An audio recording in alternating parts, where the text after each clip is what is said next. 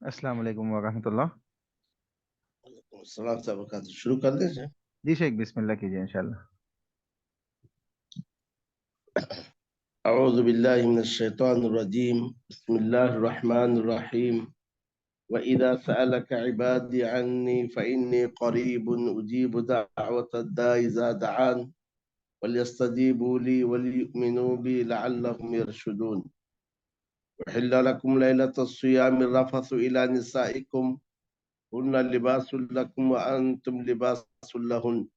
علم الله أنكم كنتم تختانون أنفسكم فتاب عليكم وعفى عنكم فالآن باشروهن وابتغوا ما كتب الله لكم وكلوا واشربوا حتى يتبين لكم الخيط الأبيض من الخيط الأسود من الصيام إلى الليل ولا تباشروهن وأنتم عاكفون في المساجد تلك حدود الله فلا تقربوها كذلك يبين الله آياته للناس لعلهم يتقون.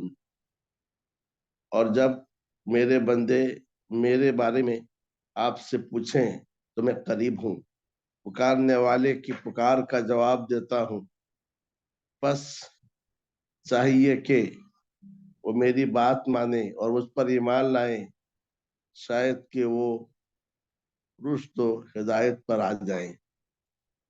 تمہارے لیے روزے کی راتوں میں تمہاری بیویوں سے ملنا حلال کیا گیا ہے.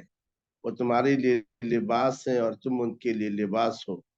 اللہ نے جان لیا کہ تم اپنے نفسوں کے ساتھ خیانت کرتے تھے تو اس نے تمہاری توبہ قبول کی اور تمہیں معاف کر دیا. بس اب تم ان عورتوں سے مباشرت کرو اور جو چیز اللہ نے تمہارے لیے لکھ دیا ہے تلاش کرو. کھاؤ اور پیو یہاں تک کہ سفید دھاگا کالے دھاگے سے ظاہر ہو جائے، یعنی فجر ظاہر ہو جائے. پھر رات تک روزے کو مکمل کر لو اور ان عورتوں سے مباشرت نہ کرو جبکہ تم مسجدوں میں اعتکاف میں بیٹھے ہو. یہ اللہ کے حدود ہیں، بس تم ان سے قریب نہ ہونا. اسی طرح اللہ اپنی آیتوں کو لوگوں کے لیے بیان کرتا ہے تاکہ وہ بچ سکیں. سیاق میں روزے کے تعلق سے گفتگو ہو رہی تھی اور اس دن میں روزے کے شروط بیان کیے گئے اور روزے کے فوائد بھی بیان کیے گئے اور روزے کے احکام بیان کرنے کے ساتھ اب روزے کے احکام کے درمیان دعا کا ذکر کیا جا رہا ہے. اللہ رب العالمین نے فرمایا جب میرے بندے میرے بارے میں آپ سے پوچھیں ان سے کہیے کہ میں قریب ہوں.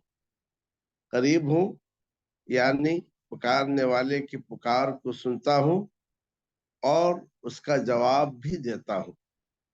تو سننا پھر اس پکار کا جواب دینا، یہ دونوں کام میں کرتا ہوں. گویا یہاں قریب کا مطلب یہ نہیں کہ اللہ عز و جل اپنی ذات کے ساتھ بندے کے ساتھ ہے، اسی لیے لفظ قریب کے ساتھ کہا اجیب دعوت الداعی اذا دعان، جو آپ کی پکار کو سنے اور اس پکار کا جواب دے وہ آپ کے قریب ہے۔ اسی لیے اہل سنت والجماعت کا موقف یہ ہے کہ اللہ رب العالمین اپنی ذات کے ساتھ عرش پر ہے اور اپنے علم اور قدرت کے ساتھ ہر جگہ موجود ہے۔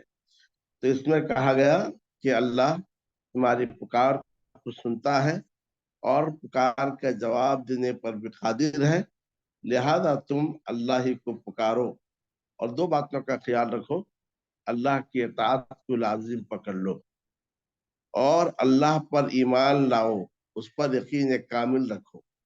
دعا کی قبولیت کے لیے یہ دو بنیادی شرطوں میں سے دو شرطیں ہیں۔ پہلی شرط یہ ہے کہ اللہ عز و جل کی اطاعت کو بندہ لازم پکڑ لے۔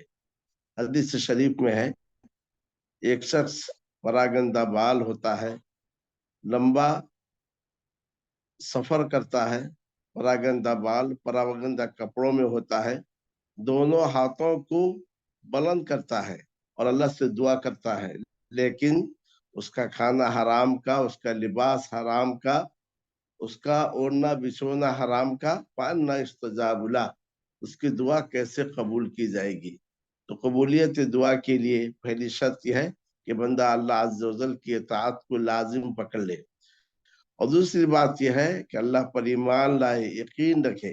حدیث شریف میں ہے ادعوا اللہ وانتم موقنون بالاجابہ، اللہ سے مانگو اس حال میں کہ تمہیں یقین ہو کہ اللہ تمہاری دعاؤں کو قبول کرے گا۔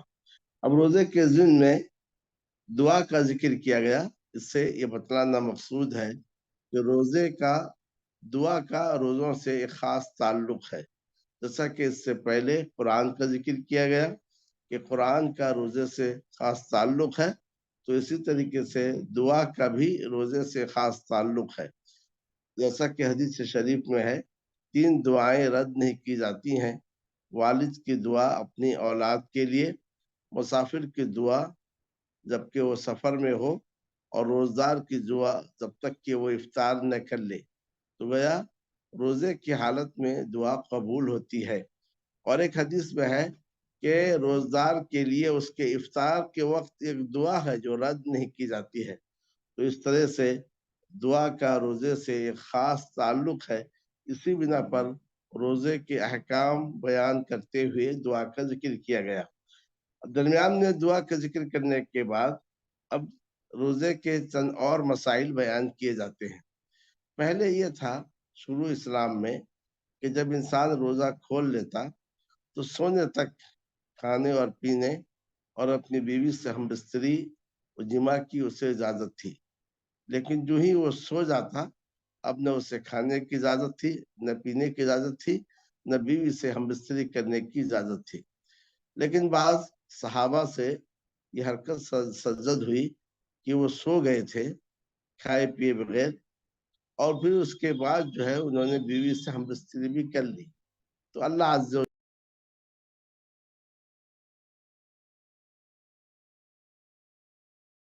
اللہ تعالیٰ نے اس کی جانب اشارہ کرتے ہوئے کہا کہ اللہ تعالیٰ نے جان لیا کہ تم اپنے نفسوں کے ساتھ خیانت کرتے ہو، یعنی جس چیز سے تمہیں روکا گیا تم نے وہ کام کر لیا، تو لہذا پہلے جو تمہیں یہ حکم تھا کہ تم اور روزے کی راتوں میں سونے کے بعد تمہارے لیے جو کھانا پینا اور بیوی سے ملنا ممنوع تھا، اب جو ہے جائز قرار دیا گیا ہے کہ پوری رات یعنی سورج ڈوبنے کے بعد سے لے کر صبح صادق تک تم کھا سکتے ہو، پی سکتے ہو اور اپنی بیویوں سے ہم بستری و جماع کر سکتے ہو، لیکن جب صبح صادق طلوع ہو جائے پھر یہ چیزیں تم پر حرام ہے۔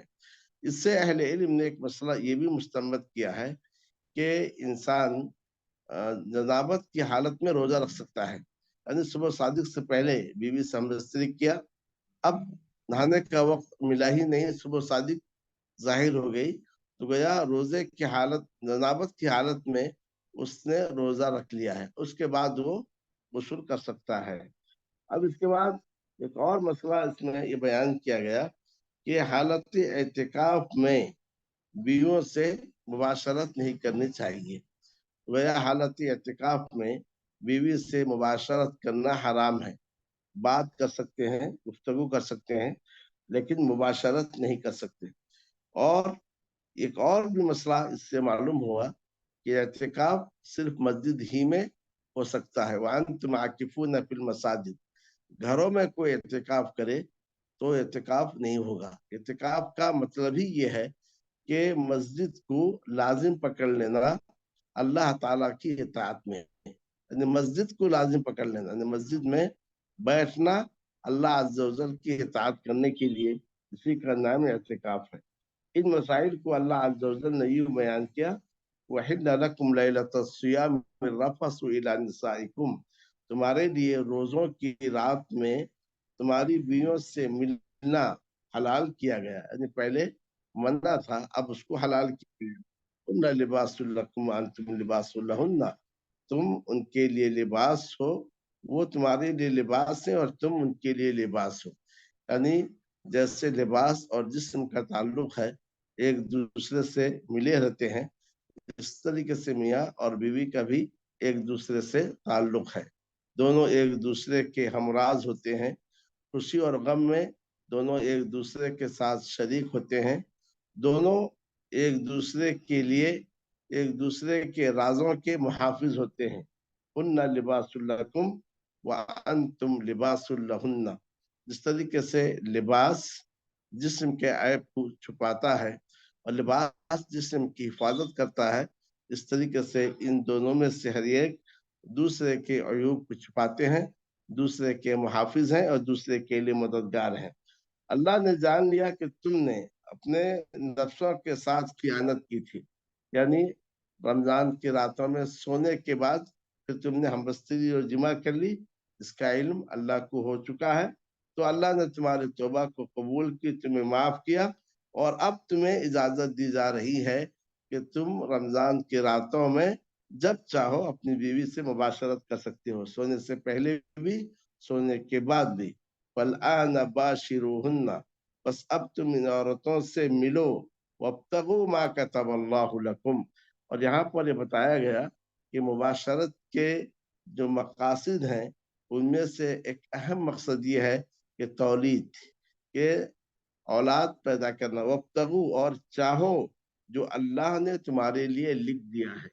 وہ انسان جو ہے اپنے فطرت کے تقاضوں کو، فطری تقاضوں کو مباشرت کے ذریعے فطری تقاضوں کی تکمیل تو کرتا ہے، لیکن اسی کے ساتھ دوسری چیز یہ ہے کہ اس کا آپس میں مباشرت کا مقصد یہ ہے کہ اولاد حاصل کی جائے. نبی صلی اللہ علیہ وسلم نے فرمایا: تزوجوا الودود الولود فإني مکاثر بکم الامم. تم ایسی عورتوں سے شادی کرو جو خوب چاہنے والی ہو، خوب جاننے والی ہو، کیونکہ میں تمہارے ذریعے امتوں پر اور امتوں پر فخر کرنے والا ہوں، تمہاری کثرت پر. اس کے بعد کہا گیا کھاؤ اور پیو، یہاں تک کہ سفید دھاگا سیاہ دھاگا سے واضح ہو جائے، یعنی فجر، یعنی رات کی تاریکی سے سفیدی، صبح کی سفیدی واضح ہو جائے، اس وقت تک تمہیں کھانے اور پینے کی اجازت دی گئی. صبح صادق تک کھاؤ اور پیو، پھر رات تک روزے کو مکمل کرو. رات تک کا مطلب یہ ہے جو ہی رات داخل ہو تم روزے کو ختم کر لو، یعنی افطار کر لو. اسی لیے حدیث شریف میں ہے، حدیث شریف میں نبی صلی اللہ علیہ وسلم نے فرمایا: لا یزال الناس بخیر ما عجل الفطر. لوگ برابر خیر میں رہیں گے جب تک کہ وہ افطار میں جلدی کریں.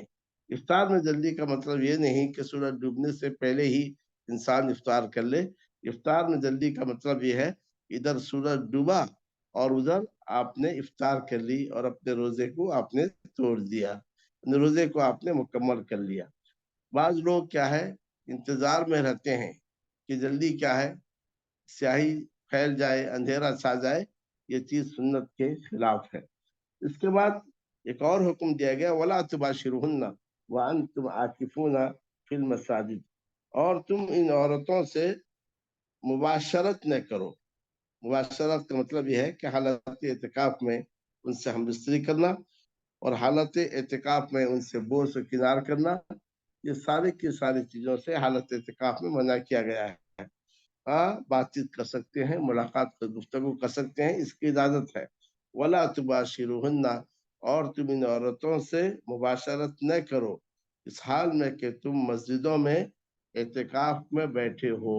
تو گیا یہاں پر فی المساجد جو کہا گیا ہے، اس سے یہ بات واضح ہوئی کہ اعتکاف کا تعلق مسجد سے ہے۔ ان احکام کو بیان کرنے کے بعد اللہ رب العالمین نے فرمایا تلک حدود اللہ، یہ اللہ کے مقرر کردہ حدود ہیں، تم ان کے قریب نہ ہو۔ یعنی اللہ تعالیٰ نے جن چیزوں سے منع کیا ہے انہیں ان کے قریب نہ ہو، یعنی مطلب حالت اعتکاف میں عورتوں سے مباشرت نہ کرو، اور اس طریقے سے دیگر جو احکام دیے گئے ہیں تو ان احکام پر عمل کرو اور منہیات سے بچو۔ اسی طرح اللہ اپنی آیتوں کو بیان کرتا ہے لوگوں کے لیے تاکہ وہ تقوی اختیار کر سکیں، اللہ کے عذاب سے، ناراضگی سے بچ سکیں۔ تو تقوی اللہ عز و جل کے اوامر کو بجا لانا اور اس کے نواہی سے بچنے کا نام ہے۔ اس کے بعد ایک اور حکم دیا گیا جو روزے سے مختلف ہے، وہ یہ ہے کہ کسی کا مال ناحق مت کھاؤ۔ تو مال ناحق کھانے کا مطلب یہ ہے کہ مال آپ کا نہیں ہے اور آپ نے دوسرے کے مال کو ہڑپ کر لیا۔ حدیث شریف میں اس کی سخت وعید ہے۔ نبی صلی اللہ علیہ وسلم نے پوچھا کہ صحابہ سے کہ کیا تم جانتے ہو وہ مفلس کون ہے؟ صحابہ نے کہا مفلس وہ ہے جس کے پاس دینار نہیں، درہم نہیں۔ آپ نے کہا نہیں، مفلس تو وہ ہے جو کل قیامت کے روز آئے گا نیکیوں کے ساتھ، لیکن کسی کو گالی دیا ہوگا، کسی کا مال کھایا ہوگا، کسی کا خون بہایا ہوگا، کسی کو مارا ہوگا، اب جو ہے اس کے بعد اس کی نیکیاں اس کو دے دی جائیں گی۔ جب اس کی نیکیاں ختم ہو جائیں گی پھر دوسرے کے گناہ اس کے سر پہ لاد دے جائیں گے۔ اس طرح سے اور ہمیں حکم دیا گیا کہ ہم جو ہے حقوق عباد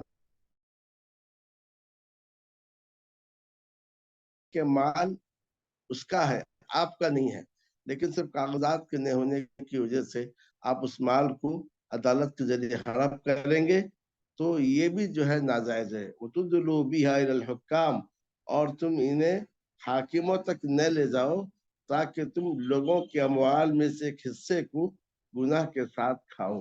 تو اس سے یہ بات معلوم ہوئی کہ عدالت کے فیصلے بھی حلال کو حرام، حرام کو حلال نہیں کر سکتے۔ عدالت کے فیصلے جائز کو ناجائز اور ناجائز کو جائز قرار نہیں دے سکتے۔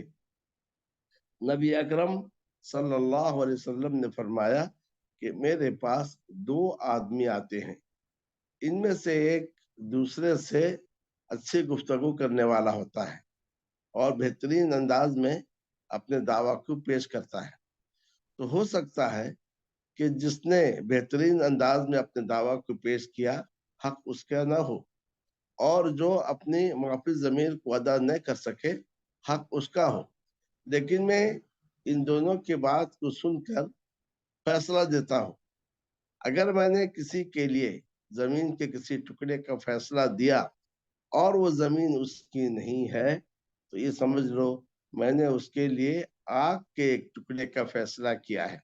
یعنی سامنے والا یہ جانتا ہے کہ یہ مال اس کا نہیں ہے، یہ زمین اس کی نہیں ہے، یہ دولت اس کی نہیں ہے، لیکن صرف جو ہے اپنے عمدہ بیان کے ذریعے سے یا قوت بیان کے ذریعے سے یا عدالت میں جھوٹے دلائل پیش کر کے اگر آپ اس چیز کو اپنے حق میں کر لیتے ہیں تب بھی وہ چیز تمہارے لیے حلال نہیں ہے۔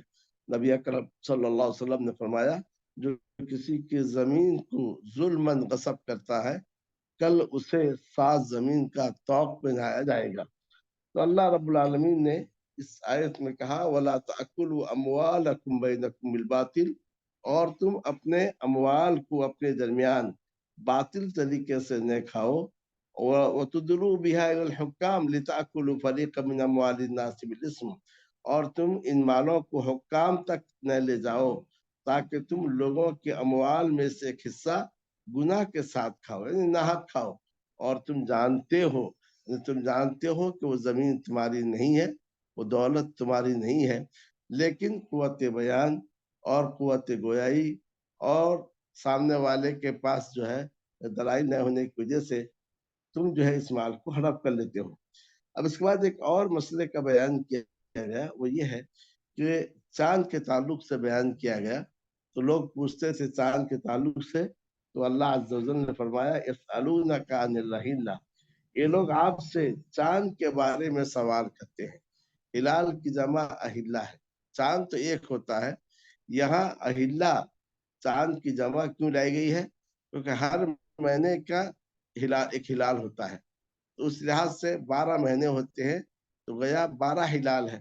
تو ہلال کا مطلب یہ ہے کہ پہلی تاریخ کا چاند، یسألونک عن الأہلہ، وہ آپ سے ہلال کے بارے میں پوچھتے ہیں، قل ہی مواقیت للناس والحج، اے نبی آپ کہہ دیجئے کہ یہ جو اہلہ ہیں، ہلال ہیں، لوگوں کے لیے مقررہ وقت ہے، اور حج کے لیے، یعنی لوگوں کی عبادت کے لیے مقررہ اوقات ہیں۔ حج ان ہلال کے ذریعے سے لوگ اپنی عبادت کے اوقات مقرر کرتے ہیں، اور پھر ان ہلال کے حساب سے لوگ حج بھی کرتے ہیں۔ اس سے بات معلوم ہوئی کہ شرعی احکام کا تعلق قمری حساب سے ہے، شمسی حساب سے نہیں ہے۔ اب مثلا عدت کا مسئلہ ہے، تو عدت جب کوئی کسی عورت کا شوہر کا انتقال ہو جائے تو 4 ماہ 10 دن اس کے لیے عدت ہے، تو 4 ماہ 10 دن جو عدت گزارے گی شمسی حساب سے نہیں بلکہ قمری حساب سے وہ عدت گزارے گی۔ اسی طریقے سے رمضان کا جو روزہ ہے اس کا بھی حساب قمری ہے، اور اسی طریقے سے حج کا جو مسئلہ ہے وہ بھی جو ہے قمری ہے۔ تو جو ہلال ہے تو یہ عبادت کے لیے اوقات اس سے جانے جاتے ہیں، اور پھر حج کا وقت بھی اس سے معلوم ہوتا ہے۔ وَلَيْسَ الْبِرُّ بِأَن تَأْتُوا الْبُيُوتَ مِن ظُهُورِهَا، نیکی یہ نہیں کہ تم گھروں کو ان کے پیچھے سے آؤ، وَلَكِنَّ الْبِرَّ مَنِ اتَّقَىٰ، لیکن نیکی اس شخص کی نیکی ہے جو بچے، وَأْتُوا الْبُيُوتَ مِنْ أَبْوَابِهَا، تم گھروں میں دروازوں سے داخل ہو، وَاتَّقُوا اللَّهَ لَعَلَّكُمْ تُفْلِحُونَ، اور تم اللہ سے ڈرو تاکہ تم کامیاب ہو جاؤ۔ ہلال کے ضمن میں اور حج کا مسئلہ جب آ گیا تو ایک اور مسئلہ بیان کیا گیا۔ انصار کی عادت یہ تھی، اگر وہ عمرہ یا حج کا احرام باندھ کر نکل جاتے گھر سے، تو اس کے بعد کوئی ضرورت پیش آتی تو راستے سے جب واپس آتے تو گھروں میں دروازے سے داخل نہیں ہوتے تھے، بلکہ پیچھے سے چھلانگ لگا کر گھروں میں داخل ہوتے تھے۔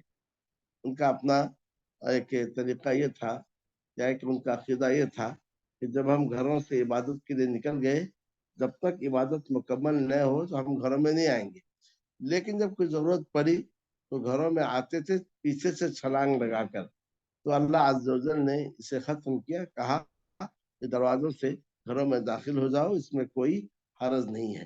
یہاں یہ کہا گیا کہ ایسی چیزوں کو انسان نیکی نہ سمجھے جو اللہ عز و جل سے ثابت نہیں ہے۔ نیکی تو حقیقت میں تقوی اور پرہیزگاری کا نام ہے۔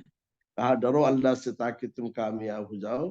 اس سے معلوم ہوا تقوی میں فلاح ہے، تقوی میں کامیابی اور کامرانی ہے۔ اب اس کے بعد جہاد کا حکم دیا جا رہا ہے۔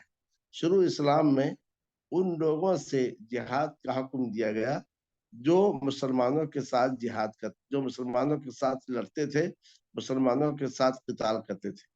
جب تک مسلمان مکے میں رہے انہیں قتال کا، جہاد کا حکم نہیں دیا گیا، کیونکہ مسلمان کمزور تھے، خود مسلمانوں کی اپنی کوئی حکومت نہیں تھی اور ان کی اپنی کوئی مرکزیت نہیں تھی۔ لیکن جب مسلمان مدینہ آ گئے، مسلمانوں کی اپنی حکومت قائم ہو گئی، ان کی اپنی ایک مرکزیت قائم ہو گئی، تب مسلمانوں کو اجازت دیا گیا کہ جو لوگ تم سے قتال کرتے ہیں، جو لوگ تم سے لڑتے ہیں تم ان سے لڑو۔ لیکن یہ تھا دفاعی قتال۔ لیکن اس کے بعد پھر بعد میں جب اسلام کو قوت اور غلبہ حاصل ہوا تو اقدامی طور پر اجازت دیا گیا کہ عام کفار سے بھی لڑ سکتے ہو، جن سے تمہیں ڈر ہے کہ وہ جن سے تمہیں ڈر اور جن سے تمہیں خطرہ ہے اور جو اسلام کے پھیلنے کے راہ میں رکاوٹ ہے۔ اللہ رب العالمین نے فرمایا وَقَاتِلُوا فِي سَبِيلِ اللَّهِ الَّذِينَ يُقَاتِلُونَكُمْ وَلَا تَعْتَدُوا، اور اللہ کے راہ میں قتال کرو ان سے جو تم سے قتال کرتے ہیں، وَلَا تَعْتَدُوا، اور حد سے آگے نہ بڑھو، زیادتی نہ کرو، یقیناً اللہ زیادتی کرنے والوں سے محبت نہیں کرتا ہے۔ یہاں پر قتال کی اجازت تو دی گئی کہ تم ان سے لڑو، ان سے قتال کرو، ان سے جنگ کرو جو تم سے جنگ کرتے ہیں، لیکن ساتھ میں کہا گیا کہ زیادتی مت کرو۔ زیادتی کا مطلب یہ ہے کہ دشمن کو قتل کرنے کے بعد اس کا تم مسئلہ نہ کرو، ناک وغیرہ آنکھ وغیرہ مت کاٹو،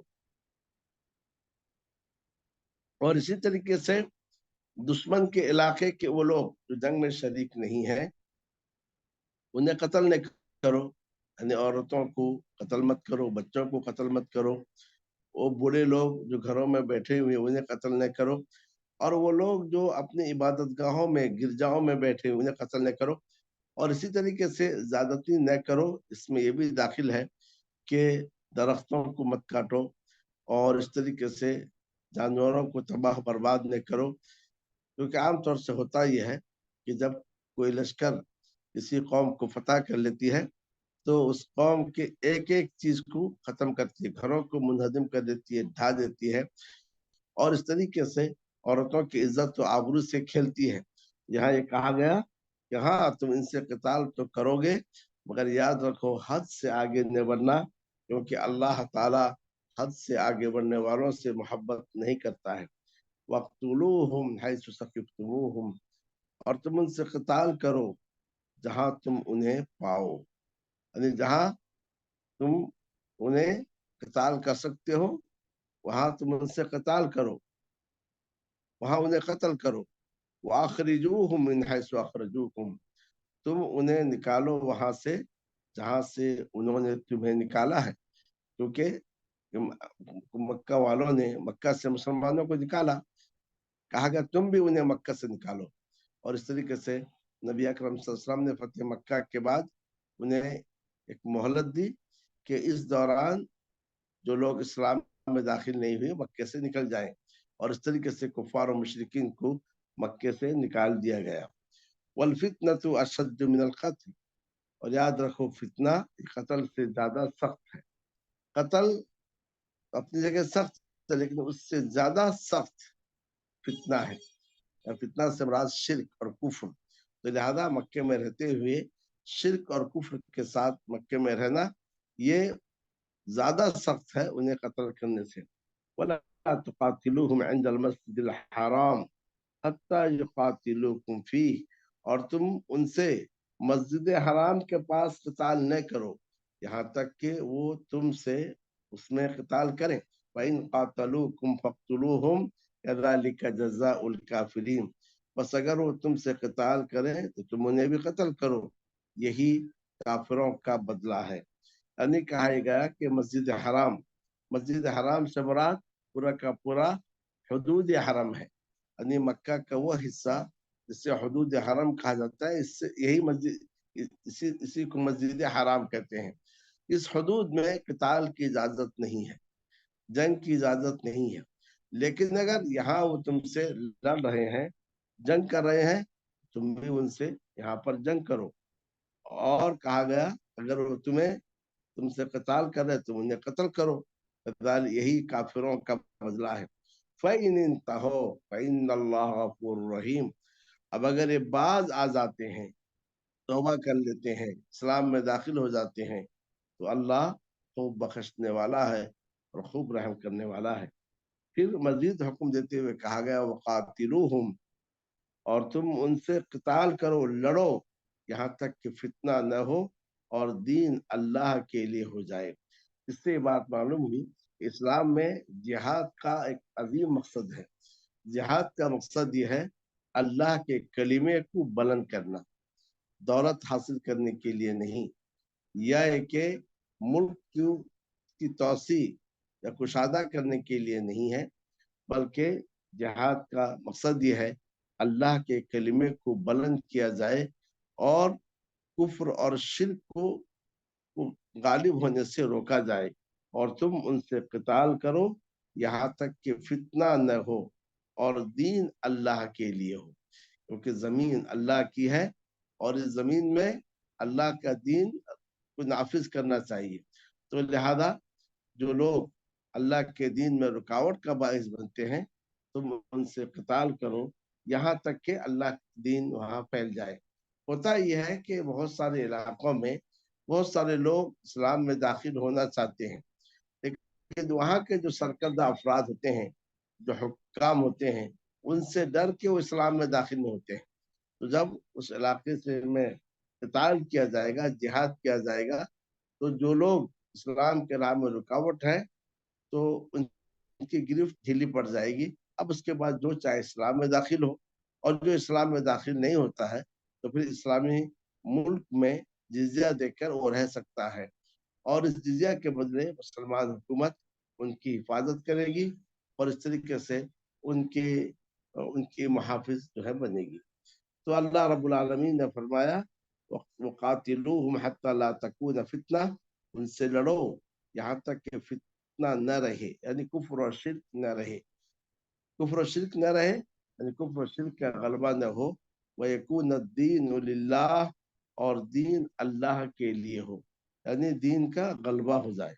फ़इन इंतहो, बस अगर वो रुक जाए तो नहीं है ज्यादती मगर जालिमों पर, यानी जो जुल्म करेंगे उन्हीं से लड़ा जाएगा, दूसरे से नहीं।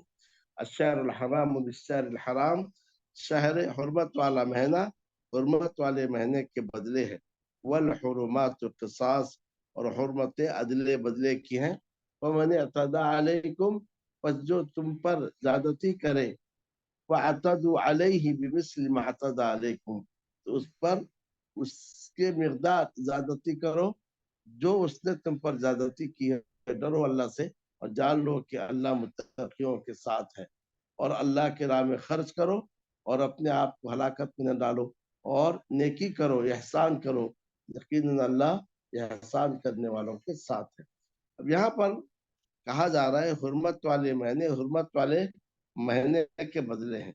नबी अकरम सल्लल्लाहु अलैहि वसल्लम 6 हिजरी में 1400 सहाबा को लेकर उम्रा के लिए गए थे, लेकिन कुफार मक्का ने उन्हें जाने नहीं दिया, और मुकाम हुदैबिया में रोक दिया, और उसमें ये तय पाया कि मुसलमान वापस जाएंगे और आइंदा साल 3 दिन के लिए मक्का आएंगे, और इस दौरान में कुफार मक्का जो है मक्का को खाली कर देंगे। तो इसलिए कहा गया अब अगर जब तुम उम्रा के लिए आओ, फिर अगर वो लोग तुमसे क़िताल करेंगे, यानी हुर्मत वाले महीने से ज़िलक़ादा में क़िताल करेंगे, तो फिर तुम जो है उनसे क़िताल कर सकते हो, क्योंकि खून का बदला खून है।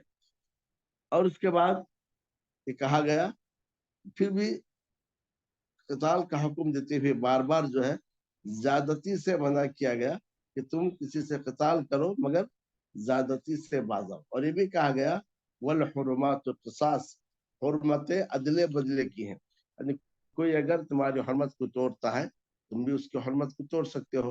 यानी कोई अगर हुर्मत वाले महीने में क़िताल की, तो तुम भी क़िताल कर सकते हो। कोई अगर हुर्मत वाली जगह में तुमसे लड़े, तो तुम भी लड़ सकते हो, तो तुम पर कोई हरज नहीं है। और आखिर में कहा गया अल्लाह के राह में खर्च करो, क्योंकि क़िताल और जिहाद के लिए इंफाक का होना जरूरी है। जब तक कि इंफाक न हो, तो इंसान क़िताल और जिहाद नहीं कर सकता। ये पैसा हर मशरू के लिए, हर प्रोजेक्ट के लिए रीढ़ की हड्डी की हैसियत रखता है। और उसके बाद कहा गया अपने आप को हलाकत में न डालो, यानी खर्च न करना, अपने आप को हलाकत में डालना है, या जिहाद को छोड़ना अपने आप को हलाकत पे डालना है, या कि गुनाह पर गुनाह करना, गुनाह पर इसरार, या अपने आप को हलाकत में डालना है। सारे के सारे मानी इसमें आते हैं, लेकिन सियाक से जो बात वाज़िह होती है वो ये है कि अल्लाह के राह में खर्च न करना, इससे इंसान हलाकत में पड़ जाता है, और जिहाद को छोड़ने से भी लोग अपने आप को हलाकत में डालेंगे। और आखिर में अल्लाह अज़्ज़ा व जल ने हुक्म दिया व अहसिनू इन्नल्लाह युहिब्बुल मुहसिनीन, और इहसान करो, ان لوگوں کے ساتھ بھلائی کا سلوک کرو، خیر کا سلوک کرو، اچھائی کا سلوک کرو، بے شک اللہ محسنین سے محبت کرتا ہے۔ تو اللہ عز و جل کی صفات میں سے ایک صفت یہ ہے کہ اللہ رب العالمین بھی محبت کرتا ہے۔ تو یہاں یہ کہا گیا کہ تم احسان کرو، اللہ تعالیٰ احسان کرنے والوں سے محبت کرتا ہے۔ لفظ احسان عام ہے، یعنی جو بھی خیر آپ دوسرے تک پہنچا سکتے ہو اس کا نام ہے احسان۔ جو بھی بھلائی آپ دوسرے تک پہنچا سکتے ہو اس کو جو احسان کہیں گے۔ الکلمۃ الطیبۃ صدقہ، کسی سے اچھی طریقے سے بات کرنا یہ بھی جو ہے یہ ایک صدقہ ہے۔ تبسم کا فی وجہ اخی کا صدقہ، کسی سے مسکرا کر ملنا یہ بھی جو ہے ایک صدقہ اور ثواب ہے۔ تو دین اسلام میں ہمیں ہر چیز میں یہ احسان کا حکم دیا گیا۔ حدیث شریف میں ہے رسول اللہ صلی اللہ علیہ وسلم نے فرمایا ان اللہ کتب الاحسان علی کل شیء، اللہ عز و جل نے ہر چیز پر احسان کو لکھ دیا ہے۔ تو جب تم جانور کو ذبح کرو تب بھی احسان کرو۔ جانور کا احسان یہ ہے کہ چھری خوب تیز کر لو اور جو ہے پھر جانور کو ذبح کرو، کیونکہ چھری اگر تیز نہیں ہے اور اس سے جانور کو ذبح کرو گے اس سے اسے تکلیف ہوتی ہے۔ تو ہر چیز میں دین اسلام نے ہمیں حسن کو اختیار کرنے کی ترغیب دی ہے، اور لوگوں کے ساتھ نیکی اور بھلائی کے کرنے کی اللہ عز و جل نے ہمیں حکم دیا ہے۔ حتیٰ کہ بات میں بھی کہا وقولوا للناس حسنا، جب لوگوں سے بات کرو تو تمہاری اس گفتگو میں بھی حسن چاہیے، لوگوں سے اچھے انداز سے بات کرو۔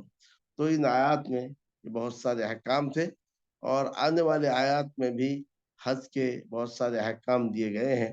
اللہ رب العالمین سے میری دعا ہے کہ اللہ عز و جل ہمیں قرآن کے فہم کی، قرآن کی سمجھ کی توفیق عطا فرمائے، اور اس کتاب مجید کو ہمارے لیے روز محشر شفاعت کا ذریعہ بنائے اور ہمارے خلاف حجت نے بنائے۔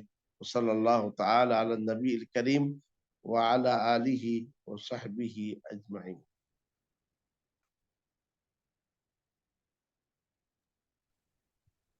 السلام علیکم ورحمۃ اللہ۔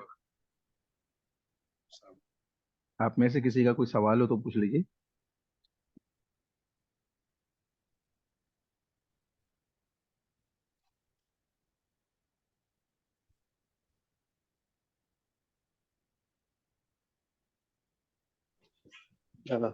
جی شیخ، سوال یہ تھا کہ عموماً ابتدائی جیسے نماز سٹارٹنگ میں صرف 2 بار تھی، بعد میں فرضیت 5 بار ہوئی دن میں، اور دوسرے حکم کا بھی آہستہ آہستہ شدت بڑھتی، مطلب شدت نہیں، ہارڈ ہوتے گئی عبادت۔ لیکن روزے میں پہلے اتنا مشکل تھا، پھر بعد میں رات میں آسانی کری گئی، اس کی کوئی خاص وجہ ہے سر؟ نہیں، روزے میں کیا ہے، روزے میں آسانی یہ تھی کہ جیسا کہ آپ نے سنا ہے پہلے کہا گیا جو چاہے روزہ رکھے اور جو چاہے روزہ چھوڑ دے، اس کے بجائے مسکین کو کھانا کھلائے۔ تو اس کے بعد جیسے عادت ہو گئی اور کہا گیا روزہ رکھنا بہتر ہے، اس کے بعد حکم دیا گیا اب کسی کو اختیار نہیں ہے، اختیار کو ختم کیا گیا۔ یہ ہوا روزے کے تعلق سے۔ رہا یہ کہ روزے کے رات میں جماع سے جو پہلے منع کیا گیا تھا، اصل میں یہ پہلے کی شریعت تھی، یعنی کوئی نیا حکم نہیں دیا گیا تھا۔